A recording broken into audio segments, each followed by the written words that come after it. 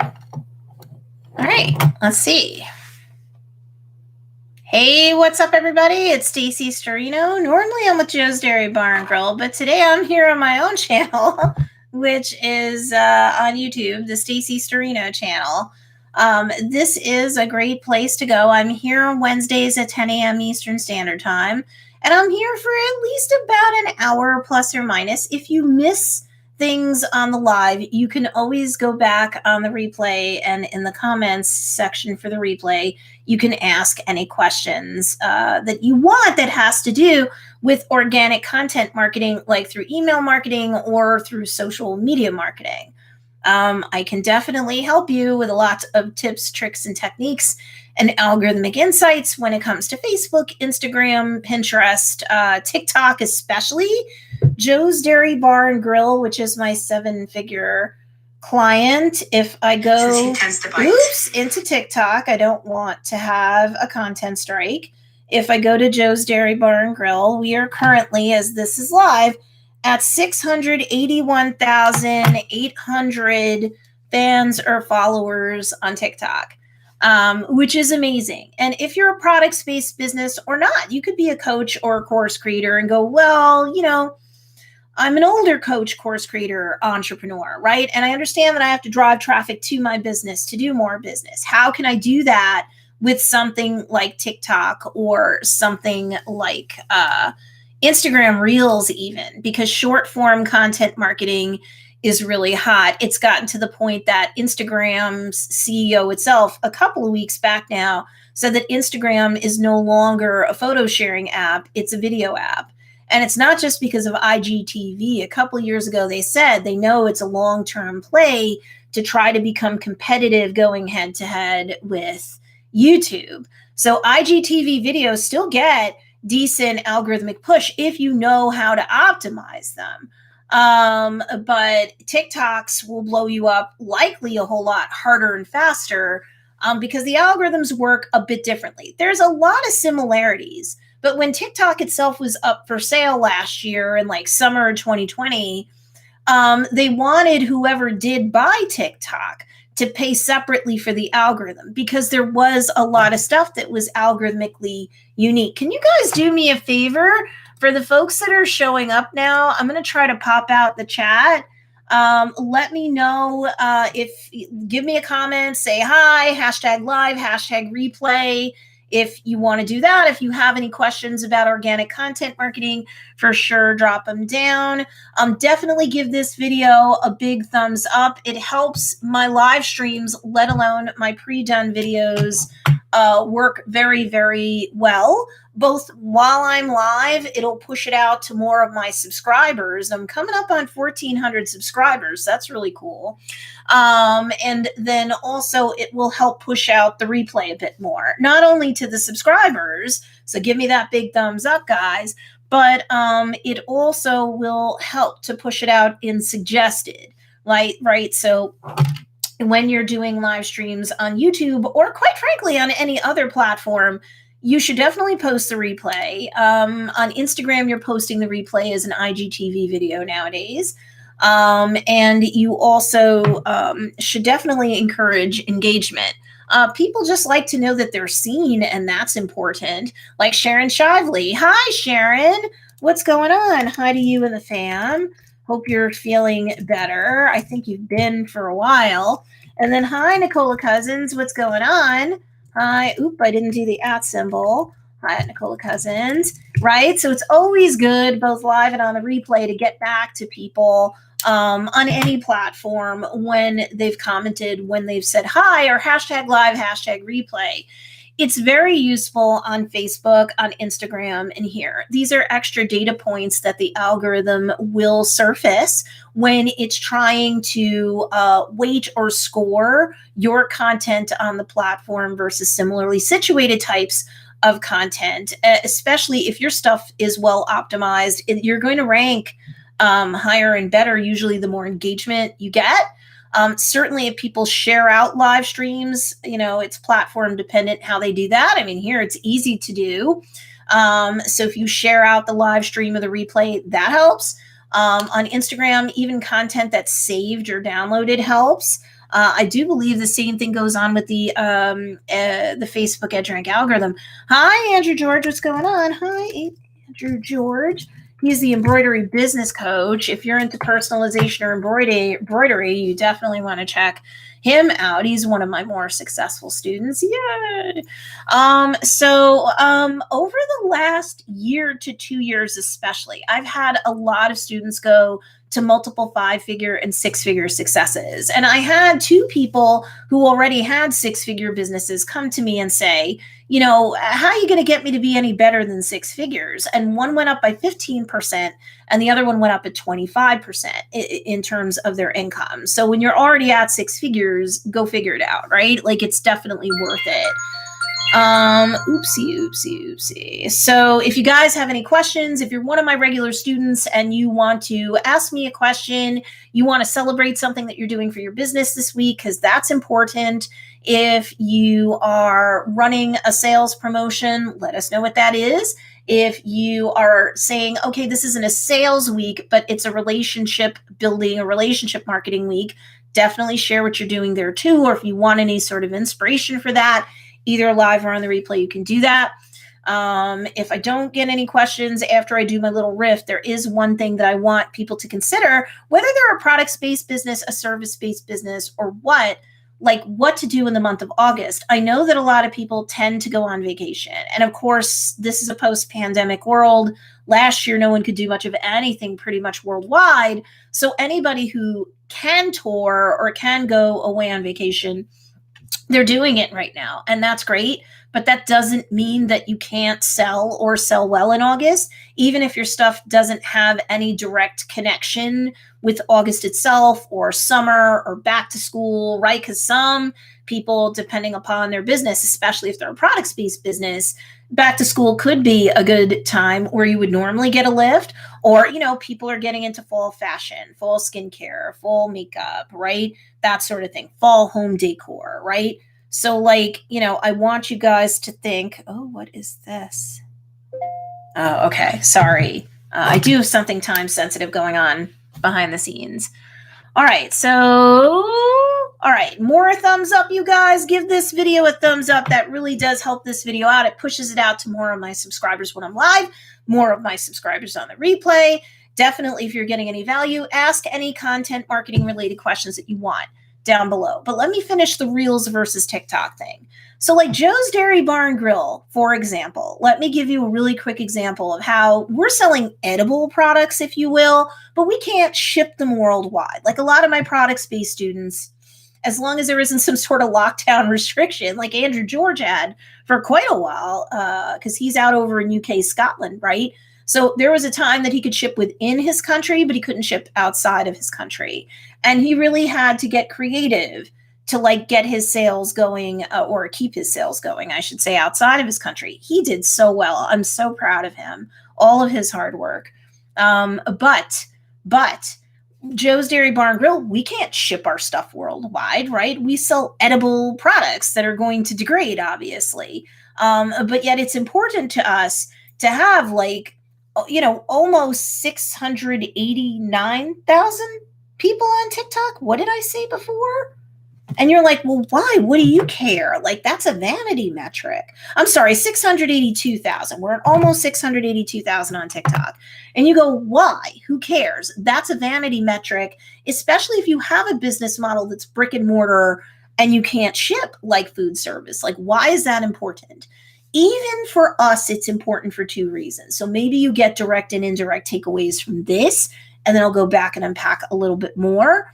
If we've got time, we can talk about August-centric mindset, both for relationship marketing and sales-based marketing stuff. Okay. And again, in the meantime, if you have any questions about organic content marketing, please put it in the comment section down below and I'll answer it, because this is more about my give back to the community as opposed to me just and it's the all Stacey radio all the time show. Okay. And again, on the replay, you are more than welcome to ask questions in the comment section on the replay of this video. And usually either the same day or within 24 hours, I will catch up with you guys there too. So if you're watching this on the replay, no big deal. We'll take care of you. Hey, B Havens Designs. What is going on, Miss Stephanie Turn? Hi. B. Havens Designs. All right. And I know you've got a lot going on too, Stephanie, but Stephanie has a business that she can have a brick and mortar presence, but she sells like a lot of like candles, right? So she can ship candles worldwide. Joe's Dairy Bar and Grill, I joke, I can't sell a hamburger and send it off to Hamburg, Germany, right? Because we're in the US, we're in New York, right? But TikTok's important to our business nonetheless for two reasons. One, yes, it's great for social proof, but you can't deposit like followers, fans, or subscribers in the bank. Social proof can help you to get the other macro conversions that are so important to get for your business to succeed. Like, yes, you always want more followers, fans, subscribers, whatever. That's the first macro conversion. The second is to get them on your email list so that you capture those leads, because you're more likely to get sales from them than loose out on the internet or on social. You can get sales on the internet or social about 25% of the time, but your email list, you should be getting 3/4 of your sales from them, if not more. So that's the second most important macro conversion for your business. I don't care what business model you have. And then, of course, the third most important macro conversion is a sale. But a lot of people need to be digitally wooed and wined and dined with relationship marketing. They want to know, like, and trust the business owner, the business, what have you. They want to feel that you are a thought leader within your space. Then they're more likely to go down the marketing funnel. At the top of a marketing funnel is awareness about your business. So yeah, something like having almost 682,000 fans or followers on TikTok can even help Joe's Dairy Bar and Grill. And believe me, we have a worldwide audience. It's not all from people in New York. So that's nice for social proof, and it is making people more likely to like check us out elsewhere. And if they are in our neighborhood, they will come, because a lot of people will show up at the window and say, I just can't get your TikToks out of my mind. I traveled 45 minutes one way just to get your ice cream, just to get a burger, just to meet the girls that are on the, the channel the most. So, or on that profile the most, right? Or account for TikTok. But the third most important thing is you love it when people buy from you, right? So like we have so many people going into the messages on TikTok saying, I've been following you for weeks, for months, a year or more. When are you going to sell some merch? Because I may live in Hamburg, Germany rather, and you can't ship a hamburger to me. But I'm a foodie lover, and your brand is so fun and upbeat and celebratory about food. I'll buy a t-shirt, I'll buy a hat. So now we're in the position of getting into the non-edible products market, because people are saying, Joe's Dairy Bar and Grill worldwide, take my money, Okay, so if that's happening for us, why the heck can't it happen for you if you're already a products-based business? I count 6 students, we'll put Joe's aside. I count 6 students that are anywhere from multiple 4, 5 to multiple 5-figure and 6-figure businesses, where amongst them collectively, 6 of them have made sales weekly, sometimes more than weekly, because of TikTok. Now, depending upon their situation or the person they're talking to, they will say, can we carry this over into the Instagram DMs? I feel better there. And or can you give me the link to the product page on your website? I'm ready to buy. Because that's what happens. Jennifer Chamberlain Majors is one of my students who, like short form content marketing, helped to revolutionize her business and definitely pushed her into a much more, she was profitable, believe me, but a much more profitable place. So she loves short form video content on places like TikTok or Instagram. When you look at my YouTube channel and the pre-produced videos that are here, I've got them in playlists, I've got them individually. I'm focusing a lot. I'm toggling back and forth between Instagram Reels, and TikTok. Why? Because that's where a lot of my students, going back years and years to my more recent ones, and I've got thousands of them running around now, they are finding when they do engage in regular short form video content marketing through Instagram Reels and TikToks, maybe YouTube Shorts if they already have a YouTube channel that they're growing. They're finding that they're getting a lot more traction, because don't forget how the average sales funnel goes. I say in my edited videos, hey, Personal Space Creations, what's going on, Bridget and Darren and the moms? What's up? Hi at Personal Space Creations. See, I'm trying to say hi back to everybody. She says hashtag live and late. Nobody's late. Please, last week, because I'm in upstate New York, it took me almost 10 minutes to be able to get my live to go through. Usually I'm decent, but sometimes it can get crappy. And I'm just upstate New York, where it's a little bit woodsy, so it can be a little rough. So if I'm ever late on one of these lives, I'm not a lot, but if I am, it's not because I don't care or that I forgot. It's because I might not be able to get a signal yet. So anyway, so think about what a sales funnel does, right? Up top is all about awareness, right? And then they become more interested. So maybe you come up in search on a given platform, including YouTube. Maybe you come up via suggestion. Every platform has its own way of suggesting things out, even organically, where you're not paying for ads. It's still going to push you out. Even the Facebook EdgeRank algorithm will do some matchmaking with people, will suggest out content when they're searching, even if they're not going to pull you up directly in search. Although my students who have been working Facebook more and more intelligently over the last year to 2 years, they're going to tell you the keywords are very important in captions on Facebook, because people, when they do searches on Facebook, for example, they are going to be pulling up everything from pages and groups to individual posts. They get their search results filtered out into batches like that. So I've had people do anything from try to sell events to try to sell products, where they get more and more traffic, because search or suggested, people are becoming aware of your business, its products and or services. That's the top of the funnel. You will always have more people become aware of your business than will, because the average funnel, right, including a sales funnel, gets narrower and narrower as you go down. So after awareness comes interest. They're going to look at the piece of content that either got suggested out to them. Like on Instagram, it could be on the Explorer page or tab, right? On YouTube, it could be on your homepage. It could be suggested that way. It could be suggested alongside other search results too. So YouTube is the second largest search engine on earth, and it's not just great for search. The algorithm's gotten so advanced over the last several years that its ability to suggest out, when you know what you're doing with your keywords on YouTube, it's going to get you pushed out over time. The better you know what you're doing and the more consistent of a contributor you are, at least once a week to YouTube, your scoring algorithmically goes up and up and up.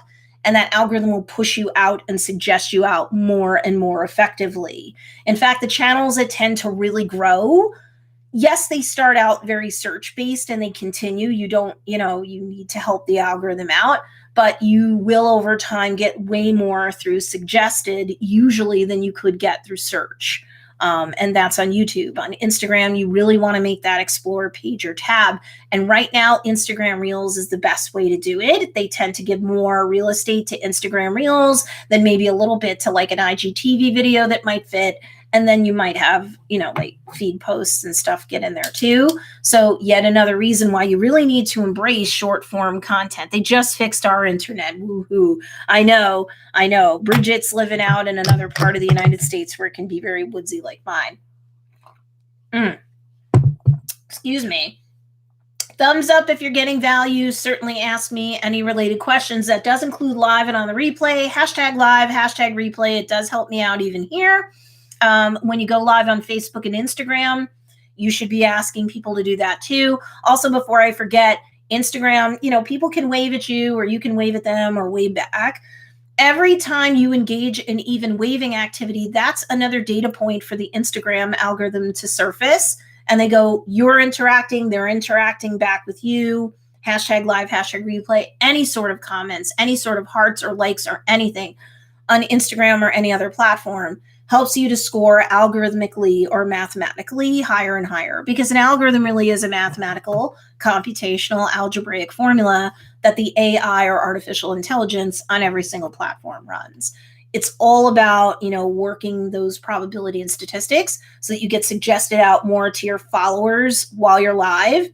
And then even on the replay, it'll get pushed out into the feeds of your followers or subscribers more when you're live. But also you'll get suggested out more. Bridget from Personal Space Creation says, I'm starting to make sure that I use the words I use as hashtags on Instagram as keywords on Facebook, and I'm still working the YouTube plan. Yeah, she's very much intermediate going into advanced. She and her husband are very advanced with their two separate businesses. They're used to being in business for many, many years together. But they came to me about, a year or two ago? And they didn't know too terribly much about content marketing on social. They knew some, but they knew that they had a lot to learn. And definitely they are really learning in leaps and bounds.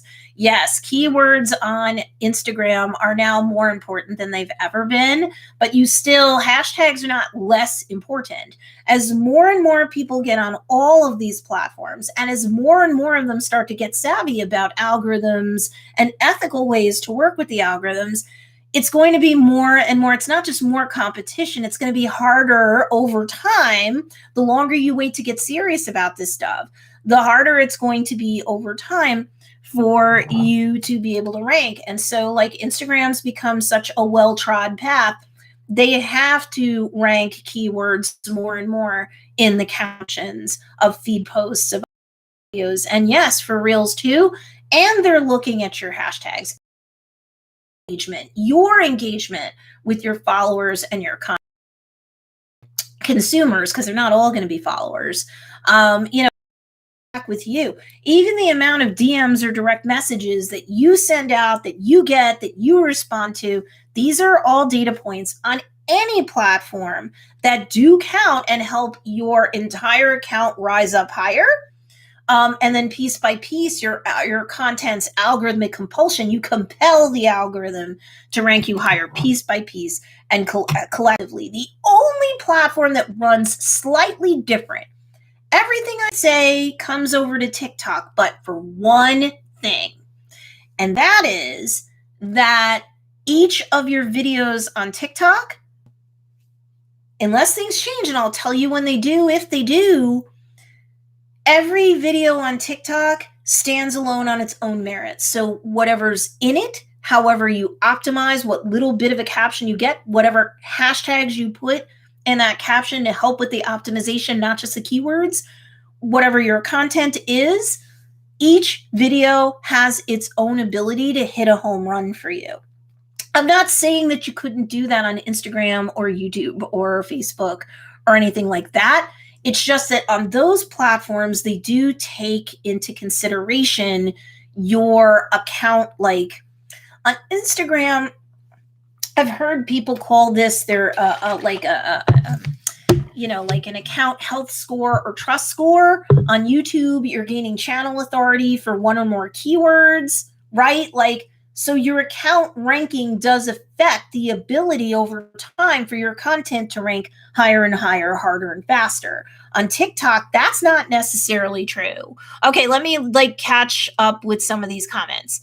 So Personal Space Creations, Bridget says, I'm only seeing one spot for Reels in the top post spot. By the way, just shared the video on my Facebook. Thank you, Miss Bridget. I appreciate it.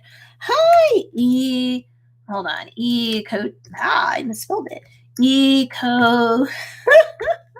Couture Handmaids. Are you still here? I wonder if you are. Let's see. Couture Handmaids. Okay. Well, I'm just saying hi to you anyway. So they have two things that they've said. Couture Handmade says, I can only wave on Instagram if I'm asked by the OP. I can comment, of course. That's interesting. The way we have stuff set up on Joe's, people can wave to us. We can wave back. I would definitely, on your own accounts, encourage people to wave, say hi, hashtag live, hashtag replay, because again, it gives you more data points for the algorithm to rank you with. Couture Handmaids has a question. Do you need 1,000+ followers to do Instagram Reels? No, that's not true. You can do it at any size. Or is that number to do the swipe up thing? So, okay. You can do reels any size account you are. I believe anywhere you are in the world. Okay. So start doing reels immediately. Immediately. Right now, as this is being shot live, I think you can only go up to like a minute on Instagram reels. Recently on TikTok, they pushed it out to 3 minutes because they used to have a 1 minute ceiling too. So do reels immediately. And also, it's 10,000 plus to get the swipe up feature. And by the way, if anybody is sad and blue because they don't have that swipe up feature, by the way, give this video a thumbs up. You guys are coming on. I see more people coming on. Thumbs up, thumbs up. That alone helps me out. Hashtag live, hashtag replay. If you're on the replay, ask me questions. I will circle back to this and answer those as well. Oh, I said something wrong. Sorry, I'm a native New Yorker. We have horrible, horrible accents. Eco chore. Okay, so I'm just gonna say handmade. I'm just gonna mangle it, and I apologize, and I don't want to. So start doing reels immediately because that gives you a disproportionate lift. Because more people will see your content because it will be suggested out more. If you optimize it with proper keywords in the caption and hashtags, per reel, you're allowed 30 hashtags. And I would use every single hashtag, okay? Because it's a different way to be found in search. It's bunk and hokum that people say, oh, don't use all 30 hashtags. Bullcrap. If Instagram didn't want you to use all 30 hashtags, they would come out and say it. This is just like thought leaders like guessing, and they're wrong.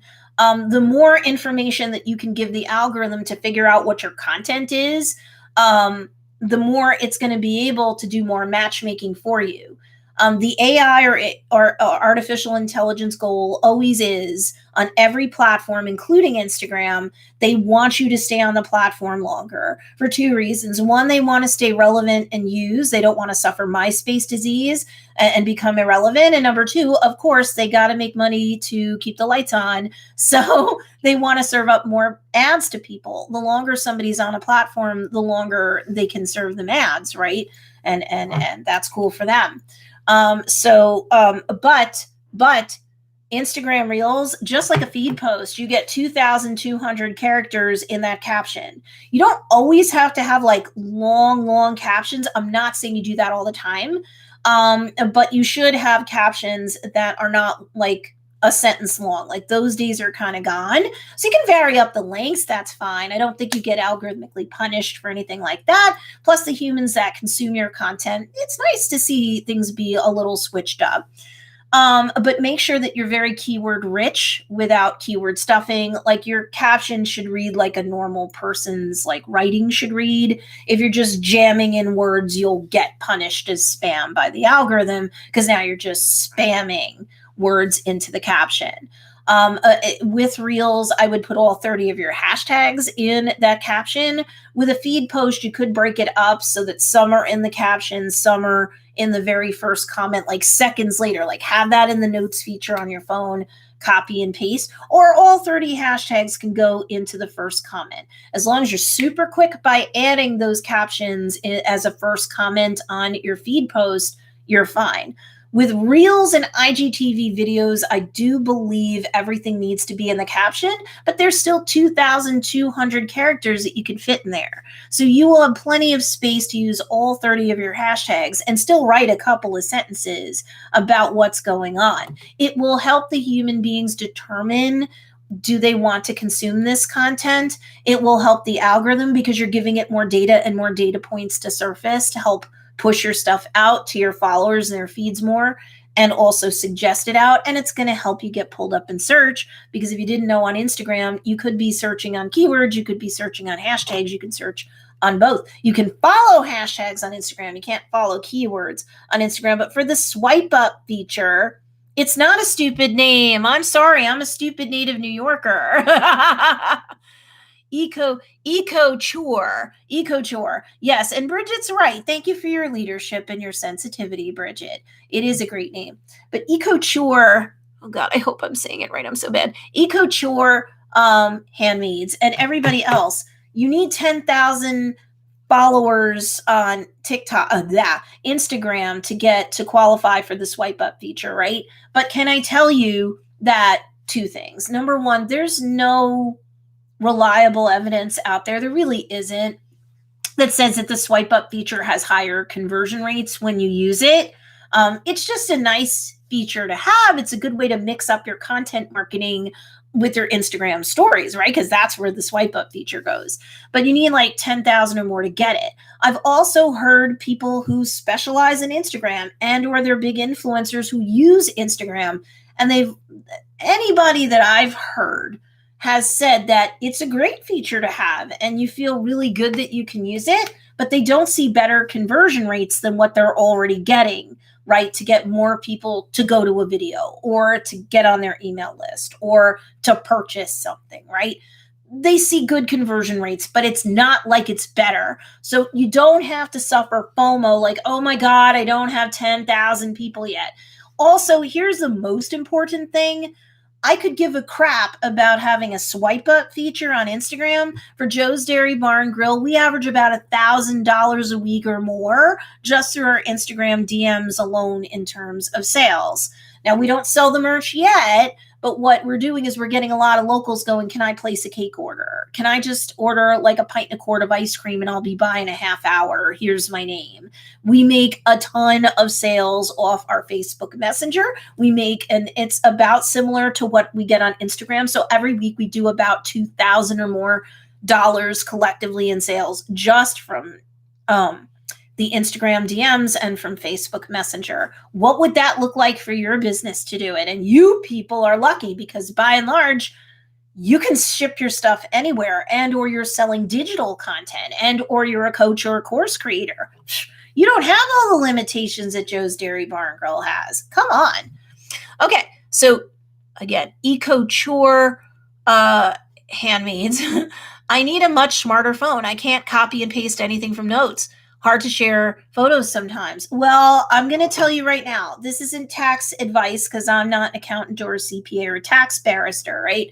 But speak to whomever you use to help you with your taxes. Because if you upgrade to a phone for business purposes, you should be able to write off a healthy dose of that, even if you're using it for personal use. Like maybe they'll tell you you can write off 50% of the expense of that phone. And then of course you can write off 50% of your phone plan. But please, this is just issue spotting, not advice.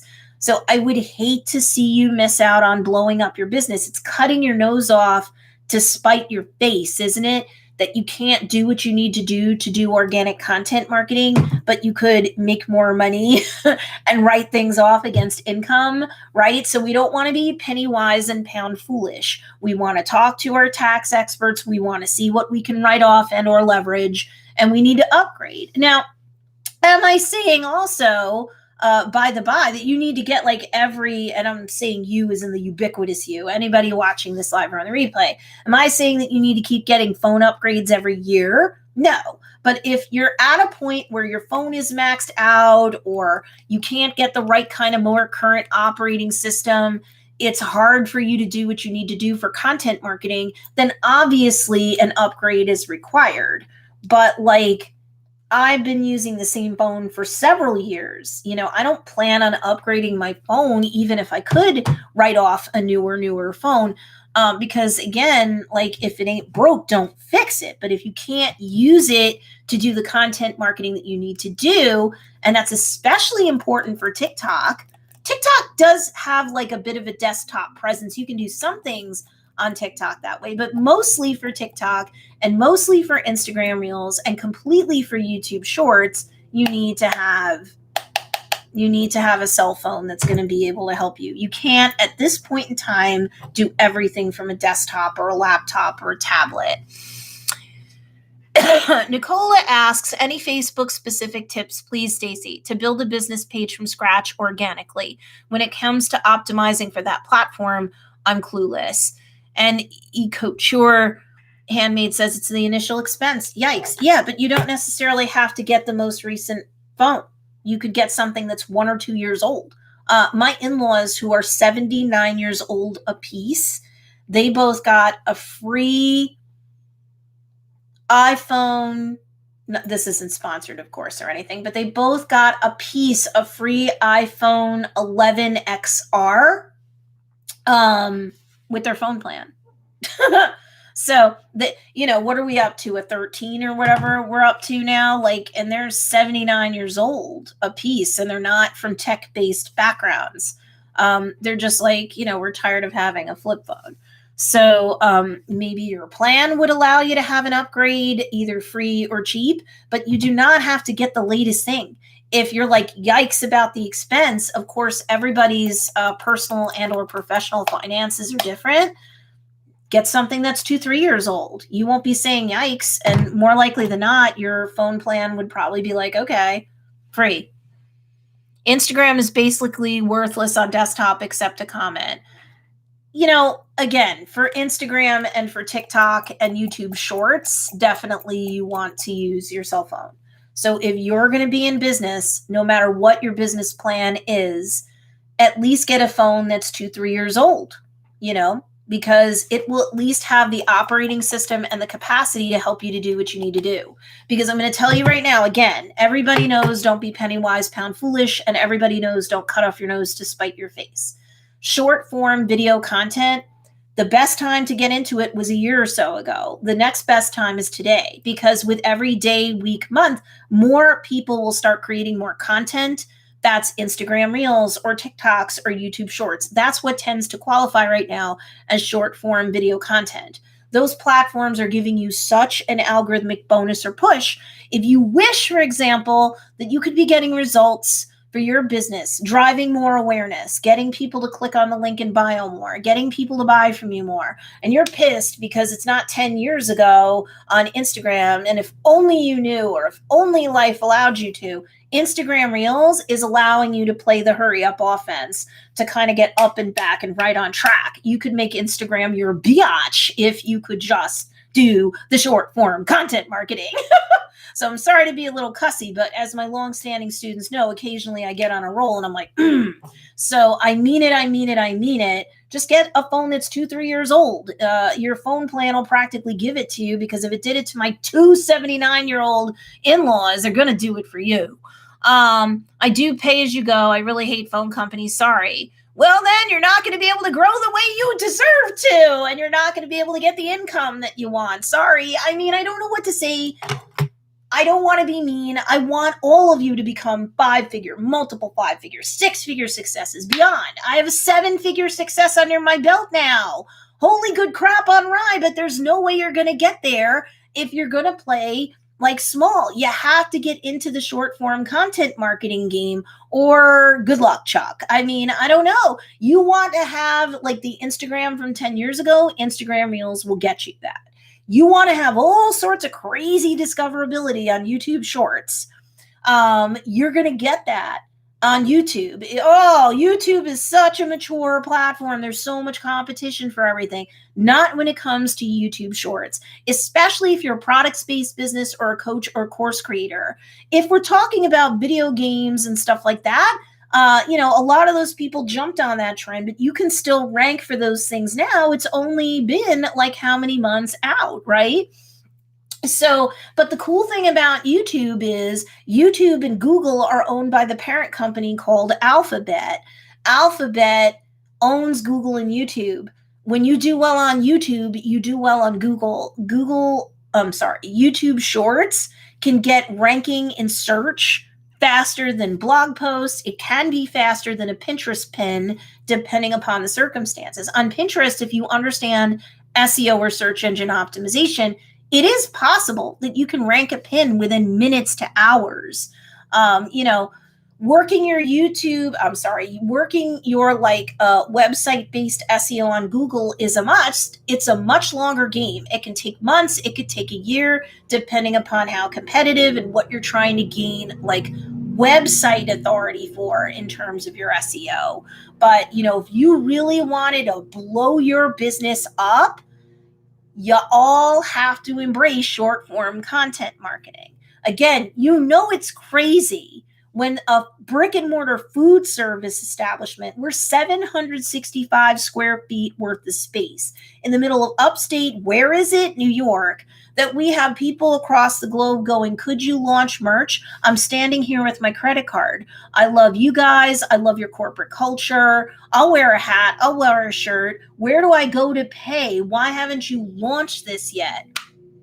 Oh my God, if you're a products-based business, what on God's green earth is your excuse, right? Do you really want to be successful, or are you afraid? This is all the coaching from me when I started coaching back in 2013-14. I had a lot of white collar, high net worth females who would come to me because of who I was back then. A lot of lawyers, lawyers, CPAs. Did they want their own practices? Did they want their own businesses? Some of them wanted to go off and start their own products-based business. No lie. But I'm going to tell you that so many of them were afraid and were playing small because every time they stuck their toe out of the familiar waters, they retracted back. And that's not going to help you grow. Do you want to be discovered? Do you want more people to go into the sales funnel to discover you like you found on YouTube and Instagram and even Facebook? Nicola, I'm going to get to you in a second. I didn't forget you.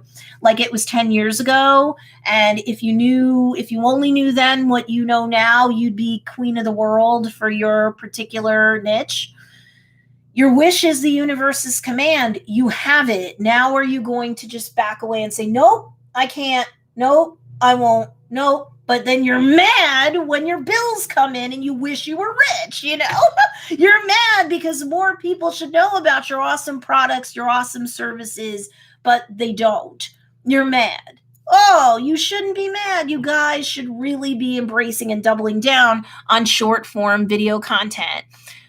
So Personal Space Creations, Bridget and Nicola, I'll take care of you guys simultaneously. Social Book Shortcut is going to come out after I'm done remastering Social Talk Shortcut, my TikTok course. That's going to come out in like a couple of days to a week.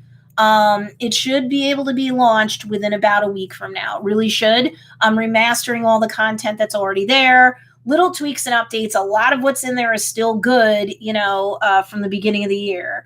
So after that, I already have everything framed out and the design done and the membership area carved out for Social Book Shortcut that's going to be about Facebook.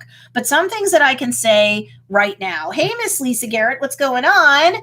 Yay, Beach Hill Soapworks is here. Hey, Miss Lisa. Hi, Lisa Garrett. What's going on? Okay, so what I recommend is I'll give you guys some basics about Facebook because a lot of people are like, oh, Facebook, it's pay to play. Well, to a degree it is, but you can get a lot of traction organically.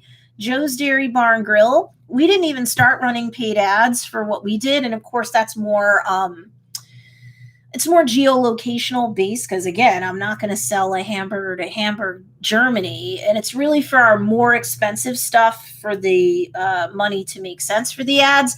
But we can spend $300 to make $2,000 to $3,000. Yeah, I'd say that's really fair. But for years, we just worked Facebook organically. And I recommend that you do that before you just go plowing money into ads anyway on any platform. So with Facebook, this is my suggestion. You need a Facebook page for your business. It's sort of like if somebody were to find you on Etsy or wherever, and they're like, they open up another tab, let's say, in their device, and they go, well, is this just some person that's a fly-by-night? Is this like a flight of fancy for them, or are they real when it comes to doing this? If they don't see that you have your own website, depending upon what statistic you pull up in Google, they are 60 to 80% unlikely to buy from you. So if you're like, well, I don't understand, I'm doing my Etsy SEO like a boss. I'm not an Etsy expert, but from what I understand, yes, doing your Etsy SEO like a boss will help you on that platform. But if you're like, I don't understand, why aren't I converting better? It's not just that it's competitive on there, and it gets increasingly so. Of course, on any platform, that's going to be the case. But it's like if someone's opening up another tab and they don't really see you with your own website, they're going to go, well, this isn't really a business, and someone else has a similarly situated product that's similarly priced. And if I open up another tab, I see that they have a website, I feel a little bit more confident. So you're driving away potentially 60 to 80% of your, perhaps potential paying customers because there isn't enough know, like, and trust. They're like, this doesn't feel like a real business. They could be gone tomorrow. Now, let's take this to Facebook and Facebook pages. With Facebook pages, I think it's important to have a Facebook page, even though I'm recommending you do a Facebook group as well. And you can post, at least one post a day can be posted parallel in both places. And that's fine. But you do want your group to have some unique content that the page won't.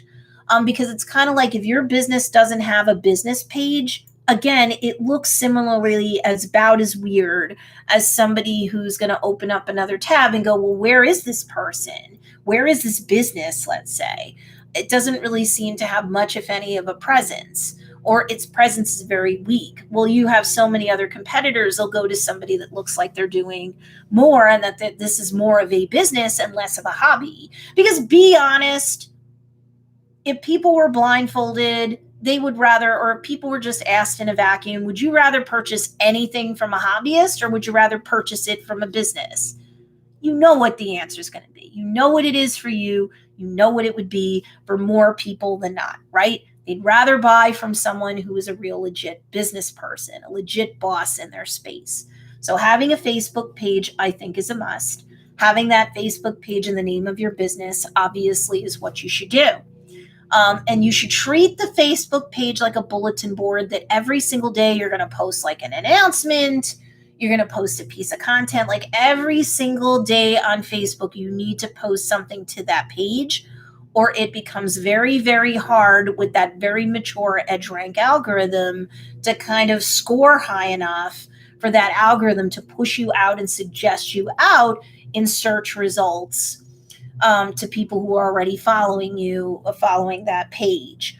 When you create a separate group, unless your business has been around for decades and or it's so hot to trot that someone's going to pull up that, expect to find a group for it under that business name, I would not name your Facebook group the name of your business.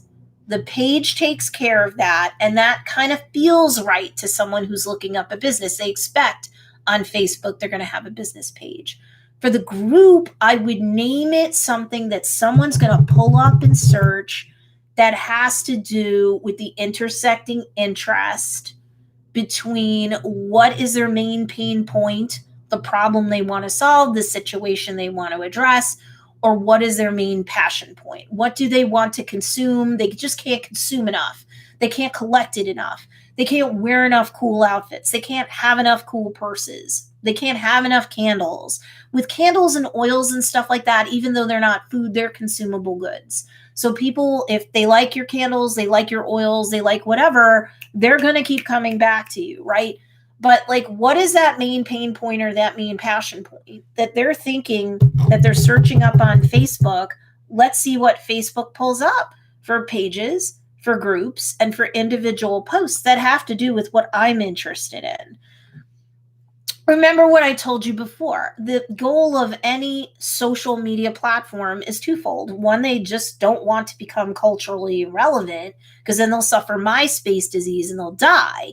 And everybody who owns that platform will have a loser and everyone will lose their jobs. Of course, the second biggest reason why a platform wants to keep everybody on there as long as they can is to serve up more ads to them. Don't hate the player, hate the game. They need the money to pay the staff, to pay for the servers and all that stuff. So they have to do it. The longer you can keep somebody interested in your Facebook page and the content and your Facebook group and any involvement that your group members have with each other and you have with your group members, whatever, the more likely it is that your page and your group will score higher and higher collectively, and each piece of content might in and of itself become hot to trot. And then the EdgeRank algorithm shoves it out to more people who are following the page or liking the page, more people who are group members. And yes, you will show up in search and kind of like be suggested out more. Every piece of content on your page and in your group has to be optimized, Hashtags are not that big of a thing on Facebook. They keep trying to make it a thing, but I don't really see right now. My advice might change, but right now you could use hashtags. It ain't going to hurt you, but I don't know that it's going to like help you on platforms like Twitter and TikTok and Instagram. Hashtags are a big part of your equation and you can't ignore them. On Facebook right now, meh. I'll let you know when that changes. But keywords are everything. So if it's important to you to be found by more people on the Facebook platform, page, group, individual pieces of content, you have to make sure that you optimize your page and your group well, let alone each individual piece of content that comes with its caption on Facebook, right? For Nicola, we're focusing on Facebook. Hold on just a second. Somebody wrote some more stuff. Nicola said, oh my God, I had no idea that was coming when I mentioned it yesterday in Orange Frosting. There you go. That's okay. And I'm just teaching you guys just basic framework stuff now. We're coming up on an hour. Thank you guys. Easy for me to get parched up here. I don't mean to like drink in front of you, but you don't want me coughing, especially I'm not sick. So you should have the page, and that's got to be in your business name. Treat it like a bulletin board. You're putting a piece of content on there, minimum everyday do or die situation. Otherwise, the Facebook EdgeRank algorithm will be like, meh, I don't care. Can you skip a day here and there? And I don't think it's going to destroy you, sure, but I wouldn't encourage you to do that. For your Facebook group, it's the same thing. I would not post the same thing on the page in the group, and that's all you do, because then group members will go like, I don't have to be in this group. I can just get everything off the page. The page is a bulletin board for the business. I'll just get what I need there. So you do need to, even if you're going to post the same thing, like say it's an announcement, we do that with Joe's Dairy Bar and Grill. Sometimes you will see duplicate posts on the page and in the group. We do try to do something else in the group that day when we can that will mix things up a little. So maybe we're announcing the winner of a monthly raffle that we do, and we'll tag that winner and encourage people in the group to congratulate them as well. And, you will get some people that do that. That's all sorts of different interactions than you're going to get on a Facebook page. And Facebook loves groups now, so they're pushing it. That's why you might have seen ads anywhere you're like watching TV or streaming, because Facebook wants groups to become more important of a thing. Again, for two reasons. They want people to collaborate and hang out on their platform, become less relevant. There are other platforms like TikTok that are blowing up hot, and Instagram Reels. And right now, Facebook doesn't have something like that, really, that is anything. So they want to push like people being able to hang out in groups and socialize and tag each other and share things. In a group, you can save things to files as a member, right? You can put things in files for them as a member.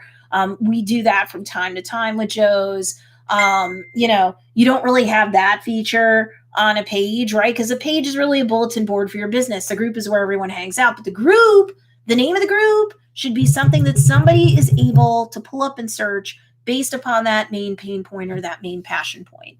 For example, I have the Stacey Storino Facebook page for my coaching business and my course creation business.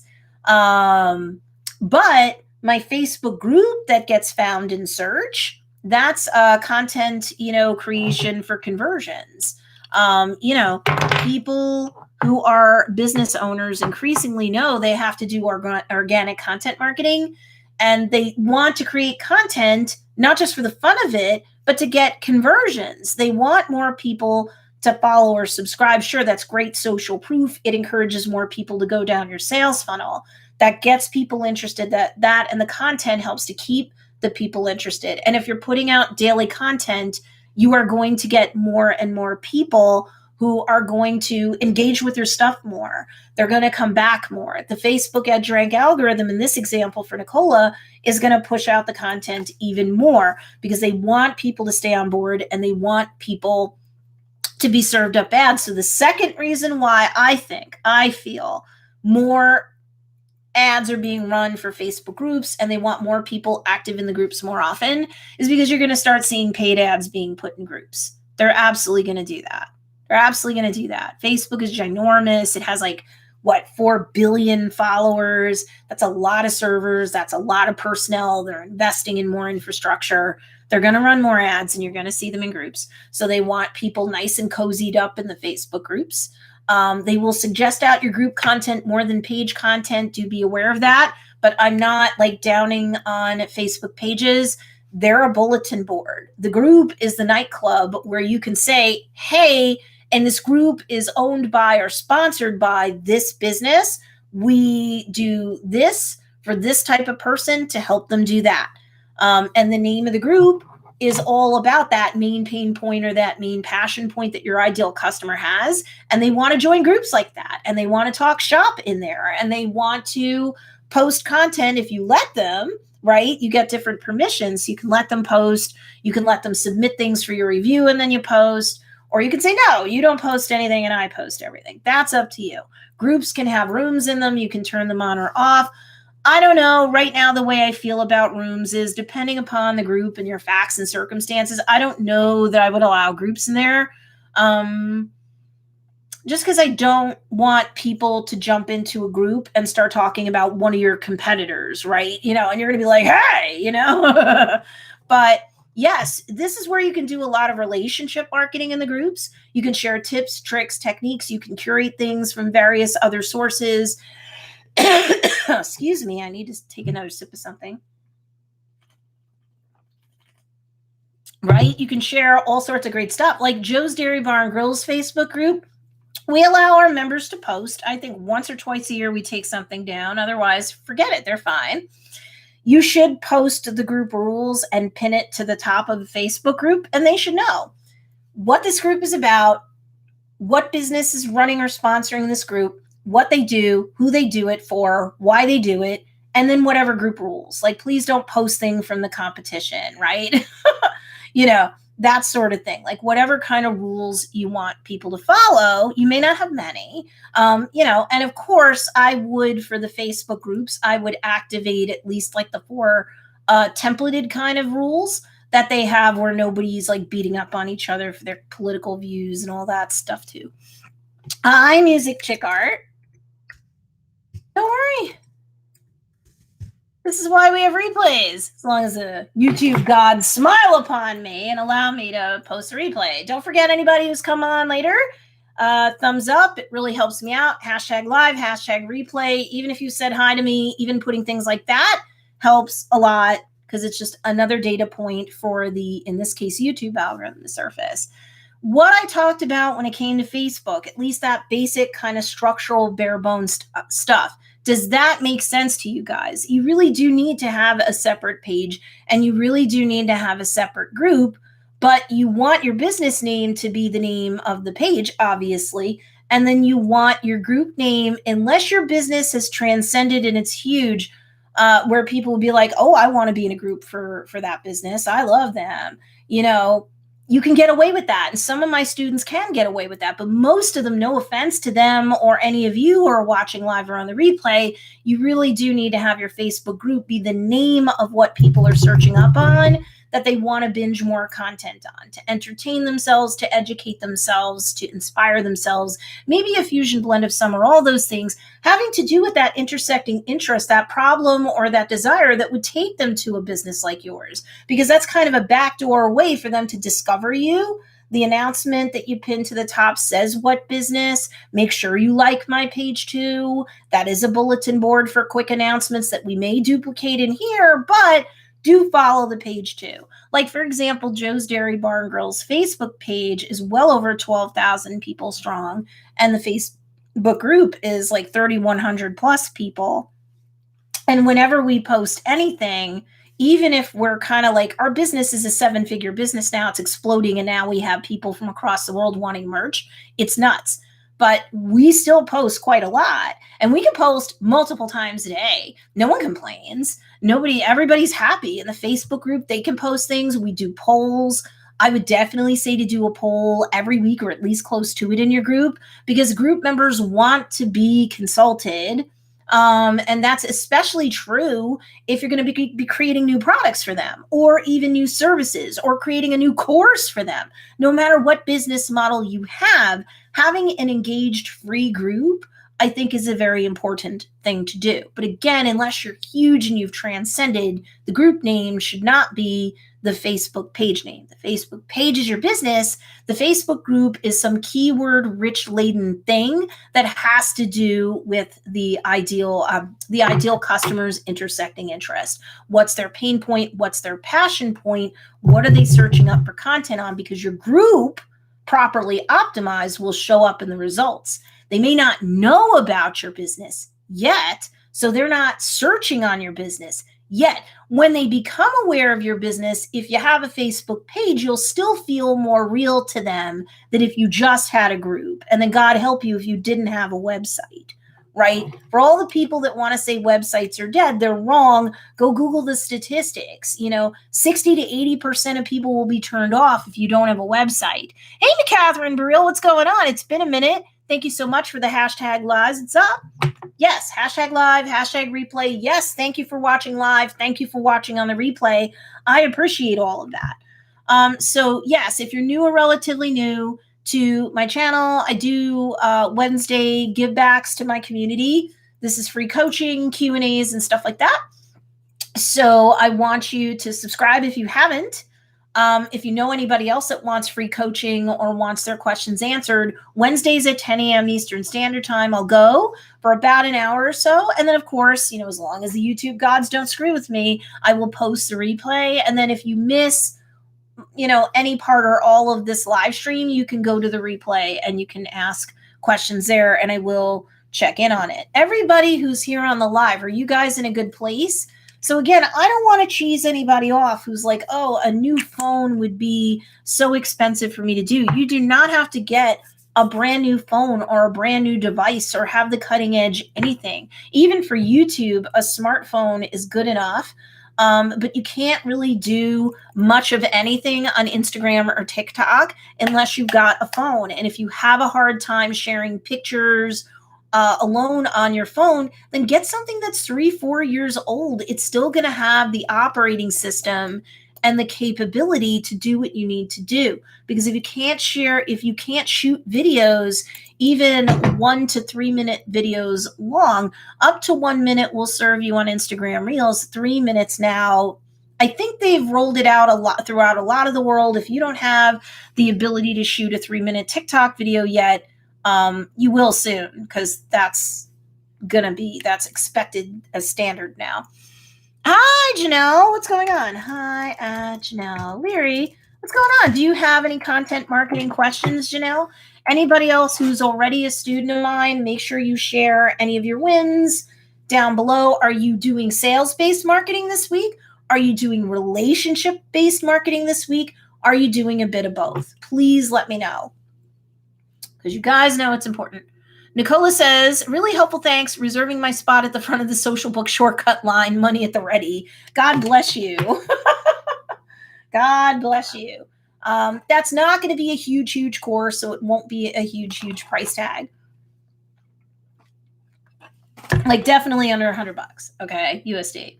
And that will be coming out after I'm finishing my remaster of Social Talk Shortcuts. So that's the TikTok course. What we do on the Joe's Dairy Bar and Grill page, like 99% of it is driven by what I teach. The one thing I would have had us done differently, but we can change that, and we're going to as soon as we're ready, is in our bio on TikTok right now, there's like a Q&A link where I was like, why are we doing our email list? And they're like, we can't ship hamburgers to Hamburg, New Jersey, Germany. We can't do that. So, our opt-in link pretty much everywhere else is our link pretty much everywhere else. Even the link in bio on Instagram is to our email opt-in page, right? But they're like, TikTok, it's way more of a global audience. Yes, we have people in like the United States and New York. People come up to our counter all the time and talk about our TikToks. And even much older people are like, I love the TikTok. As you can see on my YouTube channel, my videos that talk about TikTok, I'm constantly saying, okay, I don't care how old you are, like Generation X and baby boomers are very, very well represented on TikTok. You would not necessarily think so at first blush. In fact, 52% of everyone that's on TikTok is older than like 21, 22 years old. Gen Z is like 48%. Everybody else is 52% on there. And more people who are older are coming onto that platform all the time. It is not the sole province of children like it was 2 years back. It's really not. Or like super, super young adults, and you're not selling to them. You want like gainfully employed millennials on up. Well, hello. So when I have older ladies at my bank telling me that they love watching us on quote unquote the TikTok, and they're easily 50s and 60s years old, you got to get on TikTok because your business will blow up. You will drive more traffic to your business to do business. So the one thing that we will be changing in our bio on TikTok, otherwise I'm very happy with what we're doing by and large there. It's what I teach in my social talk shortcut course. The link in bio for any of you should be to your email opt-in form, because most, if not all of you, are selling products you can ship worldwide, or you're coaches, course creators, and you're doing digital stuff, right? So do not do a Q&A in your bio. We were just thinking, since our audience is so heavy duty global there, who cares? Now they're going to get onto our email list because we're going to be giving everybody a coupon when we launch off the sale of our merch. So, because as I opened this whole thing up with at the top of the hour, I was like, that TikTok is something that none of you watching live or on the replay can afford to ignore anymore, because we're a food service establishment, a single location. We're not McDonald's in the middle of who knows where, New York. And we have a global audience that's sitting there with their credit card in their hand going, take my money. Why can't I buy something with your logo on it? Then I think you need to be on TikTok. Case closed, judgment entered. Bam. Now, so Social Talk Shortcut was initially launched at $297. It will be relaunched at $397 only once. Everything there will be remastered, and I will add a bit more. And then over the course of the rest of the year, I will be adding to that course. And when I sell it the next time, it will be $997, because it will be every bit the micro deep dive that a lot of my students have come to expect from me. Social Book Shortcut, the way Facebook is, the way you can realistically do things without going pay to play on it, that will be a shorter course that will still be highly effective for you, even if you've been kind of sleeping sadly on Facebook from a business perspective. Yes, it's competitive. I don't truly feel that it's pay to play when you know what you're doing. And you can get to a point like us that later on you can spend money, like Joe's will spend money on ads, like maybe $300 to make $2,000 to $3,000 over the course of the same, like, say, week or period. But we only do that around the big holidays just to get better traction. It's all we do. That's all we do. Hi, Graylin and Company. What's going on? Good to see ya. Oh, and how did I miss Heidi? Hi, Stuff and Junk by Heidi. What's going on? Okay, so you guys definitely give me a big thumbs up. Ooh, Music Chick Art. Been busy with everything, but excited about Social Talk Shortcut. Yay! Cool. Yes. So that's going to launch in the next week to 10 days. My remastering will be done. My son's actually going to my in-laws for a week, so I can do a lot of hardcore recording. So I will get, I think, both Social Talk Shortcut remastered and relaunched. That'll happen. And I also think that I'll be able to get Social Book Shortcut done, and that will be way under $100. So don't worry about that. Let's see.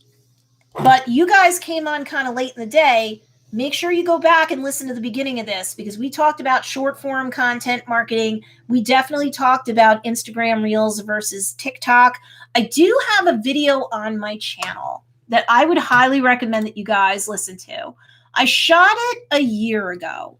That said, I still stand behind. I think everything in there 100% is still good intel. Where did my chat go? Oops, there's my chat. So for Instagram Reels versus TikTok comparison, I would go to this video. I think the only thing in that video that has really changed today, it doesn't change my advice or my position on both of those platforms. It doesn't. But the only thing is that more recently, TikTok went to 3 minutes, and Instagram Reels, your ceiling is still a minute. But that is a really good video for you guys to, I mean, I'll pin it, but whatever. I'll also repost it when I post the replay on this. Does anybody have any questions where they're at right now? So Social Talk Shortcut's going to be launched in a week. Then Social Book Shortcut is probably going to be launched within like a week of that. Right now with my email list, the way it is, without getting into it, every other week, ideally, I'll have a sales week where I'm still providing value, like the weekly live streams that I do here, plus the YouTube videos that I'll post, right? But there will be like every other week at a minimum should be for me and for all of you to sell 1 week, and maybe you're doing some relationship marketing and value add in the meantime. But then the next week, you want to focus on building up a relationship with your audience and your email list, right? Oops, here we go. Bridget asks, what is portrait versus landscape? This is portrait. This is landscape. It's not a dumb question at all. I didn't know. On one of the first videos that I did, not on this channel, I'm not going to tell you where to go look for my old stuff. Woo! But in the beginning, I didn't understand the difference between portrait and landscape. For YouTube videos, except for shorts, you want to shoot them in landscape. For YouTube shorts, Instagram Reels, and TikToks, you want to shoot them portrait. For YouTube videos that are not shorts, you want to go landscape. Does that make sense? And also, I think for videos that you would post to Facebook, you still want to do those landscape. You don't want to do portrait. If you go live portrait on Facebook, you'll have the black bars next to you more than likely, and that looks kind of junky. Okay, Gray Lynn and Company says, I'm enjoying creating for TikTok. I'm just having a hard time figuring out hashtags. Okay, so I can say something general here, and then I would give you my hashtag tool of choice. You want to be able to look down in the description for this and really any other video I've done for quite a while now. In the description or the show notes below this live stream / replay, you will see like my hashtag tool of choice is Flick. It is an official third-party vendor of Instagram, but I use it for, and quite a few of my students do too. What the heck is that? I use it as a hashtag tool for Instagram for sure, 100%. And then I go and I look up, like, say on TikTok or even Twitter. Oh, Twitter. But, you know, usually you're swinging in the same ballpark with what they recommend out to you to also use as related hashtags for the hashtags that you're homing in on initially. They will also show you for Instagram, flick.tech. Go check out. You can get a free week in the show notes down below. And you can try it out. But it will not only show you a bunch of related hashtags that, depending upon what they are, you should use on Instagram. You can then also go, oh, let me look up all of these different hashtags that I'm going to use for my Instagram-based content if I'm doing the same or similar piece of content on TikTok, or I'm trying to reach the same or similar audience on TikTok. Usually you plug in those hashtags and you're roughly swinging in like the same or similar ballpark. In terms of getting the ability to rank for them or to be pulled up in search before you're buried by how many other thousands to millions of other pieces of content that are indexed with those hashtags. It's an absolute no-brainer for Instagram. And then it's kind of like helping you to shortcut your process also on TikTok and Twitter if you're going to publish both there. I know. Which platforms need which, says Bridget from Personal Space Creations. Okay, so again, if you're doing Instagram Reels, TikToks, or YouTube Shorts, you want portrait. If you are doing YouTube videos or videos that you're going to post on Facebook, I would go landscape. When you go live on TikTok or Instagram, you need to be in portrait. When you go live on Facebook, it's really my preference that you're landscape. Because I've found that if I go live on Facebook and I'm portrait, I'll get those black boxes. And I think it detracts. I do. What else, guys? So Graylin and company let me give you a general piece of advice when it comes to hashtags on any platform, and that includes TikTok. One of the things that I discussed in the video that I pinned down below, and I'll repin it once I post the replay, because then you can compare and contrast Instagram Reels versus TikTok. And like I said, the only thing that's changed since I did that video is TikTok's gone to 3 minutes. Do I think it changes the way I feel or the recommendations that I make in the video? No, I don't. I know. And I think by the time you're done watching that YouTube video of mine, you'll probably guess why. The trouble with captions on TikTok is that they are shorter than a tweet on Twitter. Oh, Twitter. Jack Dorsey. But seriously, the tweet length is like 280 characters, and that does include any hashtags you're going to put on a tweet. If you don't put tweets on if you don't put a hashtag or at least 2 or 3, if you can fit them on a tweet, you're silly because who the heck's going to find you? It's Twitter. Hashtags are everything on Twitter. And they are a lot of the equation on Instagram, although keywords and captions are getting more important. But on TikTok, they both matter. But TikTok has fewer characters than even a tweet. So you don't have a lot of real estate in the caption. Does that mean that you blow it off? No, you should be very thoughtful about the words and then the hashtags that you put in. You can, if you're super careful and you're super truncated and short, you can get in like a sentence or a sentence fragment in your TikTok caption that will entice someone to watch the video or watch it all the way through. And then you can have 1, 2, 3 hashtags, depending, until you run out of room in the TikTok. Now, I don't care what the big influencers are doing. They may be OGs or close on that platform. So if they don't put hashtags, who cares? They may have so many people who are following them or are fans on TikTok that they're going to go back to their profiles and they're going to watch everything that's on there, everything that got updated since they were last looking up that account. So just because like an influencer isn't using hashtags, or they're doing hashtag FYP, which is for you page, or hashtag for you page, I'm going to tell you that those things might have mattered a year or so ago. They're really not mattering now. Don't waste your hashtags or your character space on a hashtag FYP or hashtag for you page. Have the hashtags have to do with what's in the video. But also make sure that you're looking up, whether you're using something like flick.tech or not, make sure that you're looking up the hashtags that you want to use. Could you even be competitive for them, or do they have a million or more uses and you're going to get buried in seconds? On Instagram Reels, feed posts, and IGTV videos, you can use up to 30 hashtags, and I always say that you should. Even if you use hashtags towards the bottom of like the pile of 30 hashtags that you can use for an Instagram Reel, an IGTV video, or a feed post, if you're like, Stace, I'm running out of ideas and I'm running out of time, should I just do 28 hashtags instead of 30? I would say, nah. Do a Hail Mary pass on Instagram.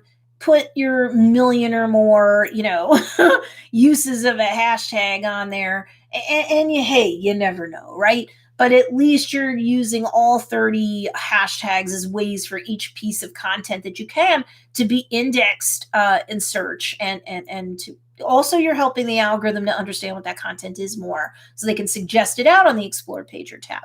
For example, on TikTok, you use such little real estate that I would never waste my time with something unless you are a huge influencer already. You might be able to get away with it, but if you're like us, I would definitely use, like if you're like most of my students, I would definitely use the 1, 2, 3 hashtags you can stick in that caption per TikTok. I would make them be hashtags that when you pull them up, you could be competitive for them. At the very least, they shouldn't be a million or more uses. Anything that's like hundreds to thousands to tens of thousands, that might be worth it for the 1, 2, 3 hashtags that you might be able to fit in to a TikTok caption. So that's a really good question. Anybody else? I'm going to take a quick sip while I'm waiting to see if everybody's in a good place, because we're definitely over an hour. So if you're on my email list, you will get an email for the next couple of days to a week. You're going to get emails about my YouTube videos. This is my live streams, right? This is my give back. This is me doing relationship marketing, right? But then within about a week, you will definitely see cart open, cart close for Social Talk Shortcut. It will be the last time that you can get it for $3.97, because I will continue to add to it throughout the year. And then it will be a deep dive, and it will be a $9.97 course. Of course, if you already bought it at the $297 or the $397 price points, we're not charging you for anything new. You got in early. Social Book Shortcut isn't meant to be a big course. That will be under $100, and I'll probably launch that a week or so afterwards. And yes, in there, I will be launching what are we up to? The September popularity plan packs too, for those students of mine who like those graphics packs. Yeah, we're still rolling them out. Any other questions? Anything? Make sure you give this a thumbs up on the way out the door if you haven't already. Going once. Going twice. Sold. Everybody have a happy Wednesday. Talk to you later. Bye.